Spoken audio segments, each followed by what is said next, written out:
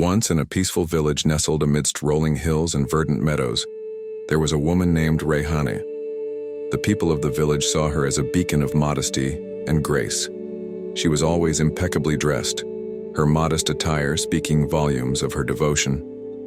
With a serene smile, she greeted everyone she met, and her presence in religious gatherings was always marked by respect and humility.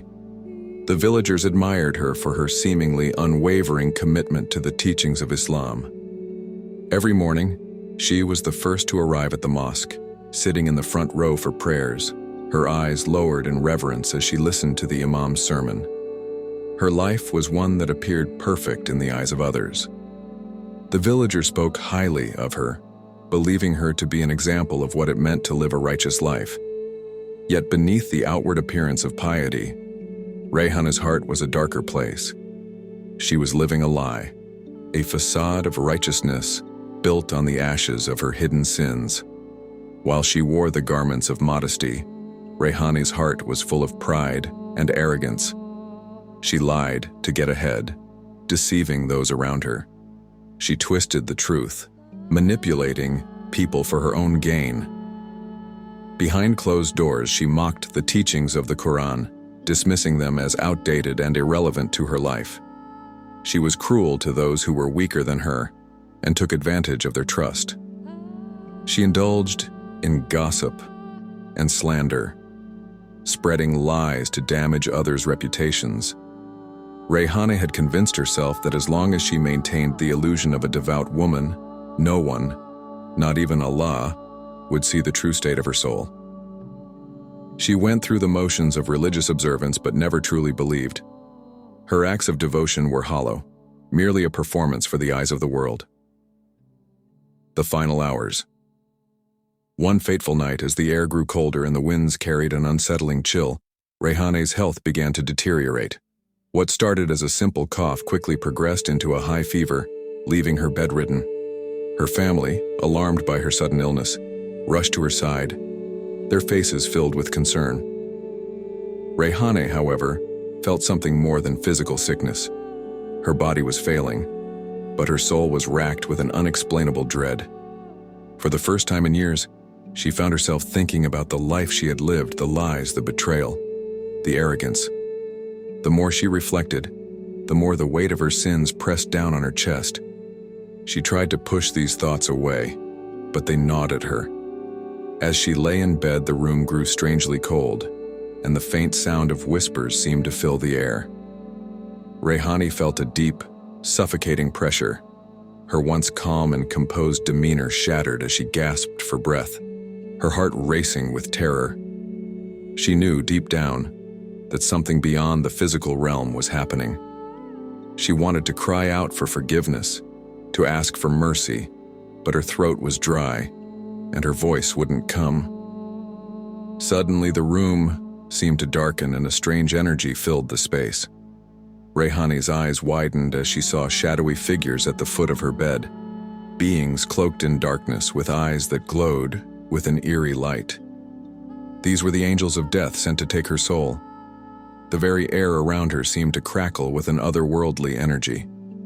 Rayhane's heart pounded in her chest, her body trembling with fear as she realized that her time had come.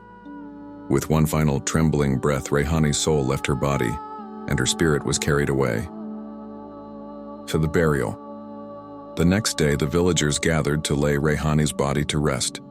The same people who had once praised her for her piety now mourned her passing. Her family prepared her body, washing it gently with tender hands, and wrapped it in a simple white shroud.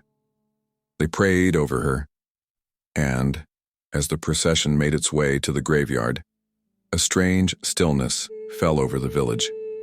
The sky, once clear and bright, had become overcast and heavy, as if nature itself were mourning Rayhane's death. The villagers walked slowly, their hearts weighed down by the unknown, unsure of what awaited them at the graveyard. The wind had picked up, howling through the trees, and the air seemed charged with a sense of foreboding. It was as though something ominous was lurking just beyond their sight, waiting to reveal itself. When they arrived at the grave, It seemed deeper and darker than any grave they had seen before. The ground was cold to the touch, and a strange smell lingered in the air. The imam began to perform the final rites, his voice low and reverent as he recited prayers for Rayhane's soul. But as the final words of the prayer echoed through the graveyard, a low rumble reverberated beneath the ground. The punishment begins. Suddenly, the earth around Rayhane's grave cracked open, as if the very ground had been torn apart. From within the depths of the earth, massive black snakes began to slither upward, their bodies thick and glistening with scales that shimmered like molten iron. The largest of these serpents, its head the size of a boulder, slithered towards the head of Rayhane's grave, hissing loudly as it coiled around the edges of the grave. Its eyes glowed with a malevolent light, and its fangs dripped with venom. As the villagers looked on in stunned silence, their faces pale with fear, thousands of scorpions began to pour out of the earth. Their bodies were unnaturally large, their pincers snapping in the air as they crawled over Rayhane's body. The scorpions formed a massive circle, their tails flicking back and forth as they surrounded the grave. Each sting seemed to pulse with an unnatural energy, and the cries of the damned could be heard faintly from within the grave. Inside the grave, Rayhane was no longer in her body, but her soul felt the pain and terror of the punishment. The snakes constricted around her, their coils tightening with every passing second. The largest serpent sank its fangs deep into her chest, and Rayhane felt the venom searing through her body, a pain unlike anything she had ever known. As the punishment intensified, the scorpions swarmed over her, their stings digging deep into her skin, their venom spreading like fire throughout her body. Her soul cried out in agony, but there was no escape. The creatures continued their relentless assault, their movements synchronized, as if orchestrated by a force far beyond the mortal realm. The arrival of the angels. In the midst of her torment, two terrifying angels descended into the grave. They were enormous, their forms shrouded in darkness, their eyes glowing with divine wrath. Their presence was overwhelming, and the very air seemed to tremble in their wake. The angels, Nakir and Munkar, stood before Rayhane's soul, their voices like thunder as they began their questioning. Who is your Lord? What was your religion? What did you do in this life?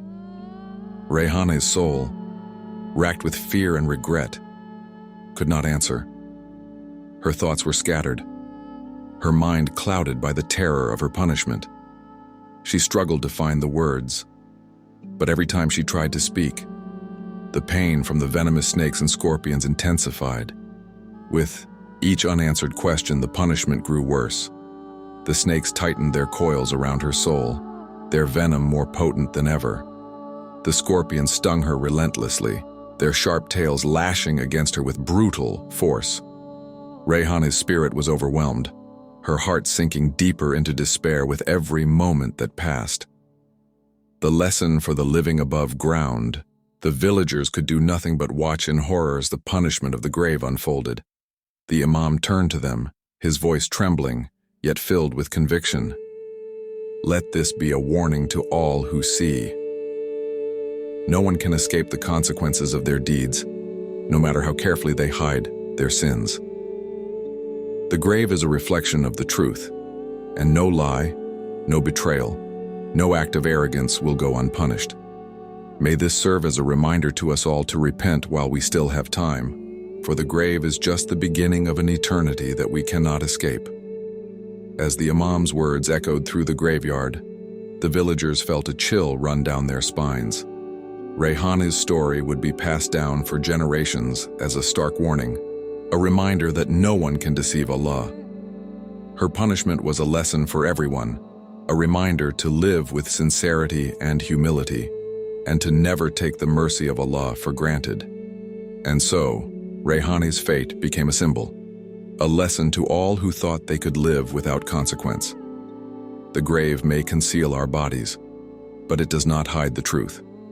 In the end, our deeds will always be revealed. Thanks for watching. Please like, comments, and subscribe. Channel. See. Soon. The next video.